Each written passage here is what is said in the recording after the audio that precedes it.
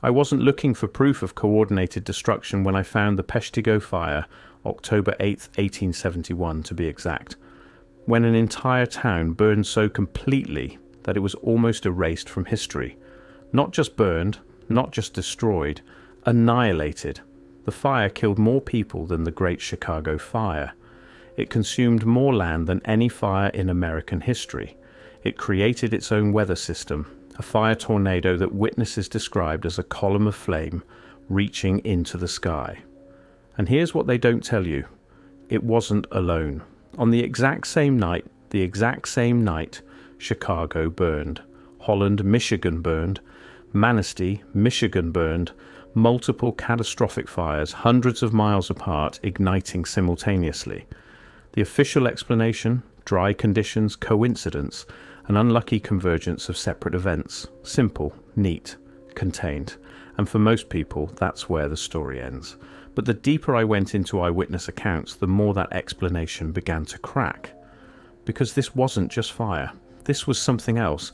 Let me be clear about what we're told happened. Wisconsin in 1871 was experiencing drought conditions. Small fires had been burning in the logging areas around Peshtigo for weeks. On October 8th, strong winds whipped these smouldering fires into an inferno that swept through the town, killing between 1,200 and 2,500 people. Dry weather plus wind plus existing fires equals disaster. Natural, tragic, but explicable. Except the fire didn't spread from the ground. Multiple witnesses, survivors who made it to the river, to the fields, who lived to tell what they saw, described the fire as falling from the sky. Not embers carried on wind, not sparks jumping from tree to tree. The fire came from above before it reached the trees. Reverend Pernin, one of the few who documented the event in detail, wrote that the sky itself seemed to be on fire. He described balls of flame descending from above, striking buildings before any ground fire had reached them. He wrote that the air itself was burning. And here's the strangest part. The fire was so hot that it melted metal. Not just softened it, melted it. Iron tools fused into lumps. Copper coins melted in people's pockets. Sand turned to glass. These aren't temperatures you get from burning wood. These aren't temperatures you get from a forest fire, even a catastrophic one. This is something else, something that requires heat intense enough to fundamentally alter matter. So why logging fires? Why that explanation specifically? And why, when I started pulling on this thread, did I find that October 8th, 1871 sits at the center of a pattern that spans continents? Here's where it gets impossible to ignore. October 8th, 1871. Not just Peshtigo, not just Chicago. Holland, Michigan consumed. Manistee, Michigan destroyed. Port Huron, Michigan burning. Door County, Wisconsin ablaze. Multiple towns across Wisconsin gone. All on the same night, all within the same 6-hour window. The official explanation collapses here. Because weather doesn't work this way. Dry conditions don't create simultaneous ignition across hundreds of miles. Wind doesn't coordinate. Even if every single region was experiencing drought, even if small fires were smoldering everywhere, simultaneous catastrophic ignition requires something else, something central, something directed. But that's not what you'll find in the history books. Instead, you'll find the Great Chicago Fire, the cow, the lantern, Mrs. O'Leary's barn, a simple story, a single cause, a tragedy that makes sense. And Peshtigo becomes a footnote, also on this date mention, an unfortunate coincidence, overshadowed by the Chicago disaster, except Peshtigo killed twice as many people. Peshtigo burned a larger area. Peshtigo was more destructive by every measurable metric. So why does Chicago dominate the historical narrative? Why was Peshtigo allowed to fade? And why did I find that 1871, this specific year, this specific night, marks a turning point in something much larger? Let me show you the architectural timeline. 1871. The Chicago fire destroys the city centre. Within 2 years, reconstruction begins. But not reconstruction of what was there. Something else. Suddenly, Chicago is building with steel, with new techniques, with designs that mirror buildings appearing simultaneously in San Francisco, in St. Petersburg, in Melbourne. 1873, Vienna's World's Fair showcases new architectural styles that look suspiciously ancient. 1876, Philadelphia's Centennial Exhibition features buildings that witnesses describe as impossibly grand for structures supposedly built in months. 1889, Paris builds the Eiffel Tower. 1893, Chicago hosts the world's Columbian Exposition, the White City, an entire neoclassical metropolis constructed in 2 years. Official history tells us this is progress, Industrial Revolution, the birth of modern architecture and engineering, American ambition rising from the ashes. But what if it's not building? What if it's reclaiming? What if the fire didn't just destroy Chicago? What if it cleared the evidence? Think about the pattern. Fire wipes a city clean. Reconstruction happens with suspicious speed. The new buildings share architectural DNA with structures worldwide. No adequate construction documentation exists. No photographs of the building process, no records of the labor forces required. What we have instead are completion photos, dedication ceremonies, official narratives, and a curious consistency.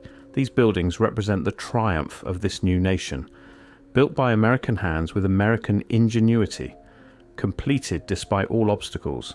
The pattern suggests something else, not construction, inheritance with a reset. Here's what the witnesses actually reported from Peshtigo. And this is where it gets strange. The fire had sounds, not the crackling of burning wood, not the roar of wind-fed flames. Multiple survivors describe a sound like thunder, like explosions, like something detonating in the atmosphere above them. The fire had smells, not smoke, not burning pine. Witnesses describe a chemical odor, a sulfurous quality, something that made people sick before the flames arrived. The fire had effects that defied normal combustion. Animals that should have fled stood paralyzed. People described feeling electric shocks. Metal objects became magnetized. Compasses spun wildly. And the fire's behavior was impossible. It jumped the Peshtigo River, a natural fire break over 200 feet wide. It jumped it in multiple places simultaneously. Fire doesn't do this. Wind-driven embers don't do this. This is targeted. This is coordinated. This is controlled. Father Pernin described watching balls of fire fall from the sky and strike specific buildings. Not random ember spread, targeted impacts. He wrote that the fire seemed to have intelligence, seemed to know where to strike. And then there's the most disturbing detail. Some of the bodies weren't burned. They were incinerated, reduced to ash so fine that in some cases only teeth remained. That's not a forest fire. That's not even an urban conflagration. That's heat approaching crematorium levels, sustained intense heat that doesn't occur naturally in open-air combustion. Let me propose what we're not supposed to see. Pre-1871, Tartarian infrastructure still exists across North America. Empty buildings, abandoned cities, classical architecture that predates official settlement. The infrastructure is there, but the attribution is unclear. Who built these structures? The official answer is evolving. Sometimes it's native mound builders, sometimes early colonists, sometimes simply undocumented. October 8, 1871. Coordinated destruction. Not random fires, not coincidental ignitions. Simultaneous atmospheric events across multiple sites. Peshtigo, Chicago, Holland, Manistee, Port Huron, Door County. All on the same night, all within hours of each other. The destruction is so complete that in many cases, no evidence of what existed before remains. 1871 to 1893, the reconstruction period, but not rebuilding what was there, building new structures that match a global pattern. The World's Fairs begin, convenient showcases of new architecture that looks remarkably ancient. The Beaux-Arts movement spreads, neoclassical design becomes standard, and crucially, the narrative solidifies. These are American buildings, American achievement, American progress. The architectural inheritance becomes American construction. The Tartarian remnants become American triumphs, and the fires, just unfortunate disasters, tragic setbacks that American ingenuity overcame. Nothing more. Now here's where it gets truly strange. In 1871, a comet was visible in the sky, Biela's comet. It had been observed breaking apart during previous passes. Astronomers were tracking debris in Earth's path. And on October 8th, 1871, the exact night of the fires, Earth passed through the projected debris field. I found reports from that night, not just from Wisconsin and Illinois, from across the Midwest, from Canada, from parts of the East Coast. People reported seeing meteors, fireballs in the sky, objects falling, strange lights, atmospheric disturbances. The official explanation ignores this completely, treats the comet as coincidental, treats the multiple meteor sightings as unrelated to the fires. But some researchers, those willing to question the narrative, have proposed something else. What if the fires weren't started on the ground? What if comet fragments entered the atmosphere? What if the objects people saw falling were real? What if the balls of fire Father Pernin described weren't embers but something from above? The heat would explain the melted metal. The simultaneous ignitions would explain the coordination. The atmospheric effects would explain the sounds, the smells, the electromagnetic disturbances. But that explanation requires us to accept something uncomfortable. That the fires were not preventable. Not random bad luck, not human error, that they were targeted, deliberate, a coordinated strike using celestial events as cover. Here's the question that haunts me. Why Peshtigo? It wasn't a major city, wasn't a centre of power or commerce. It was a logging town, small, remote, insignificant by most measures. But what if it wasn't empty?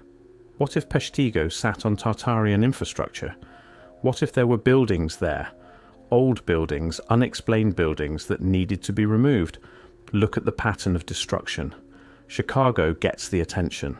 Chicago gets rebuilt. Chicago becomes the example of American resilience. But Peshtigo is so thoroughly destroyed that almost nothing remains. No adequate photographic record of what existed before. No surveys, no architectural documentation. The town is rebuilt, but in a completely different location. The original site is largely abandoned. And here's what that means. Whatever was there is gone, completely, permanently. No evidence to investigate, no ruins to excavate, no questions to ask, just a tragic fire that everyone agrees to forget. Let me show you the architectural aftermath. The buildings that appear after 1871 in Chicago and across the Midwest share something. They're not just similar in style, they're identical in technique. The same stone cutting methods, the same proportions, the same details that appear in St. Petersburg, in Paris, in cities across the former Tartarian territories. Official history says this is because of pattern books, architectural plans shared across nations, the spread of Beaux-Arts education. But that requires us to believe that cultures with limited communication, competing interests, and different building traditions all independently chose the same aesthetic at the same time, with the same technical execution, and built these structures with 19th century technology and timeframes that modern engineers call impossible. What if they didn't build them? What if the fires cleared the sites? What if the reconstruction was really just renovation? Taking existing Tartarian infrastructure, adding plaques, creating origin stories, attributing construction to the present civilization. It explains the speed, explains the uniformity, explains why there are no construction photographs, because there was no construction. Just reclamation, just reattribution, just inheritance masked as innovation. Let's return to Peshtigo with fresh eyes. The official explanation, logging fires plus wind, serves a specific purpose. It provides a natural, localized, non-threatening answer. It requires no further investigation. It implies no larger pattern. It allows Chicago to dominate the narrative, but the evidence suggests something much larger. Multiple witnesses described the fire as unnatural, described balls of flame falling from above, described heat that shouldn't exist in forest fires, described coordinated destruction across hundreds of miles, described electromagnetic effects, atmospheric disturbances, sounds that suggested something beyond simple combustion. What if Peshtigo wasn't concealing a logging accident? What if it was concealing targeted destruction? Consider what a controlled demolition of Tartarian sites would look like. You'd need something that destroys completely, something that leaves no ruins to investigate, something that can be attributed to natural causes. Fire does this, especially fire hot enough to turn stone to powder, metal to liquid, evidence to ash. And if you could use celestial events, a comet pass, meteor showers, as cover, even better. The atmospheric signature would be massive but attributable to space debris. The simultaneous ignitions would be explained by falling fragments. The intensity would be blamed on cosmic materials. All natural, all unfortunate, all requiring no investigation into human causation. Peshtigo wasn't evidence of Tartaria's existence, it was evidence of Tartaria's erasure. And the logging fire explanation, the drought, the wind, the coincidental timing, wasn't wrong. It was incomplete, a partial truth designed to obscure the full picture. I can't prove this, not definitively. The evidence was consumed in the fires. The town was relocated. The victims were buried in mass graves with little documentation. Official history has an answer for everything, even if those answers require us to believe that multiple catastrophic fires started independently on the exact same night across hundreds of miles. But I can ask questions. Why did the fires happen simultaneously? Why was Peshtigo so thoroughly destroyed that almost no pre-fire documentation exists? Where are the construction photographs of the post-fire rebuilding? Why does post-1871 architecture across America match global patterns? Why was the White City destroyed after the 1893 fair?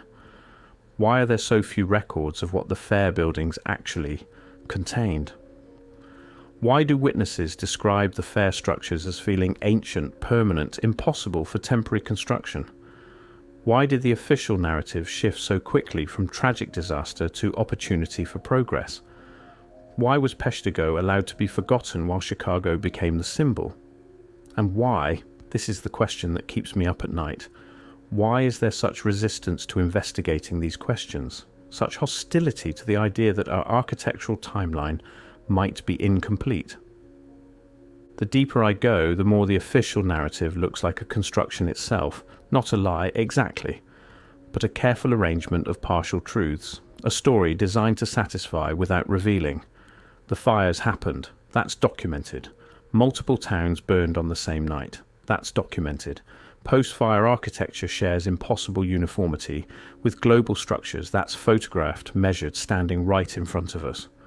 What's not documented is the connection, the why, the how, and maybe that's intentional. Maybe the fires weren't just destructive, maybe they were constructive. Constructing a new narrative, constructing American ownership of infrastructure that predated American settlement, constructing a timeline that doesn't require explaining where these buildings came from. Burn the evidence, rebuild the attribution, rewrite the history, and if anyone questions it, point to the tragedy, point to the resilience, point to the achievement. Look what we built from nothing. Look how we rose from the ashes. Look at American progress. Except it explains too much. The simultaneous fires, the coordinated timing, the architectural uniformity, the missing documentation, the deliberate destruction of the White City. It explains why Peshtigo was forgotten, because Peshtigo was too complete, too thorough, too obvious. Better to focus on Chicago, better to create a simple narrative around a cow and a lantern, better to let the more uncomfortable destruction fade from memory. Here's the strangest part. If Tartarian infrastructure existed across North America, if these buildings predated official settlement, where did the people go? Not gradually, not through documented conquest or migration, but abruptly, completely. The architecture remains, but the builders are gone. The techniques are present, but the knowledge is absent. The patterns persist, but the attribution has changed. And here's what that requires: the complete destruction or displacement of a population sophisticated enough to build classical architecture across continents. The erasure of their historical record, their cultural memory, their technological understanding. the reattribution of their infrastructure to new civilizations, the rewriting of timelines, encyclopedias, official histories, the coordination of this narrative across what should be competing interests, state governments, federal authorities, academic institutions, architectural societies, all agreeing on the same story. These are American buildings, built in the late 19th century, products of progress, nothing to investigate. The silence is deafening. No archaeological interest in what existed before the fires, no investigation into why the architecture matches global patterns, no questioning of construction timelines that modern engineers call impossible. Instead, consensus. Immediate, total, institutional consensus that these buildings are exactly what the plaques say they are. Let's return to October 8th, 1871 one final time. The sky was full of meteors, multiple towns burned simultaneously. Witnesses described fire falling from above. The destruction was so complete that in some cases, no evidence of previous structures remains. And in the aftermath? Rapid reconstruction with suspicious architectural uniformity, World's Fairs that showcase new buildings that look ancient. Deliberate destruction of the most impressive structures after public viewing, and a narrative that solidifies this is American achievement, American progress, American construction, built from nothing in record time. But what if it wasn't built? What if October 8th, 1871 was a coordinated reset? What if the fires were the mechanism for clearing Tartarian evidence? What if the comet pass provided the cover? What if the reconstruction was really inheritance? What if the World's Fairs were the attribution ceremony? What if we're living in reclaimed cities, walking through buildings we didn't build, following narratives written to hide older truths? I started this investigation looking for an explanation of coordinated fires. I found evidence of coordinated erasure, a night when something ended and something else began, when cities burned, when history was rewritten, when questions stopped being asked. Was Tartaria a unified civilization? A technological society? A global network? I don't know. The evidence burned in 1871. Did it collapse that night? Did the fires mark its final erasure? Did atmospheric events provide cover while American expansion claimed the empty infrastructure? Maybe. The timeline fits. The destruction fits. The inheritance fits. Or maybe I'm seeing patterns where none exist. Maybe dry conditions really did cause simultaneous ignition. Maybe rapid construction really was possible. Maybe the White City really was temporary. Maybe. But I can't shake the feeling that October 8th, 1871 wasn't a tragedy. It was a transition, a moment when one civilization's remnants became another civilization's triumph, when attribution replaced investigation, when official history replaced uncomfortable questions. The architecture remains. Stone doesn't lie. Classical facades, impossible domes, global coordination. It's all still standing, waiting for someone to ask the right questions. The fire happened on October 8th, 1871. The sky rained flame, towns burned completely. And when the smoke cleared, the buildings that rose were called American. If you know what I'm talking about, if you've seen these structures, noticed the impossible timelines, felt the wrongness in the official narrative, you're not alone. Leave a comment, share your city's architecture. This investigation is just beginning, because somewhere in the flames and silence there's a truth we weren't supposed to find. And truth doesn't stay buried forever. It just waits for the right questions. What are we not being told about October 8, 1871? What happened to Tartaria? And who benefits from our forgetting?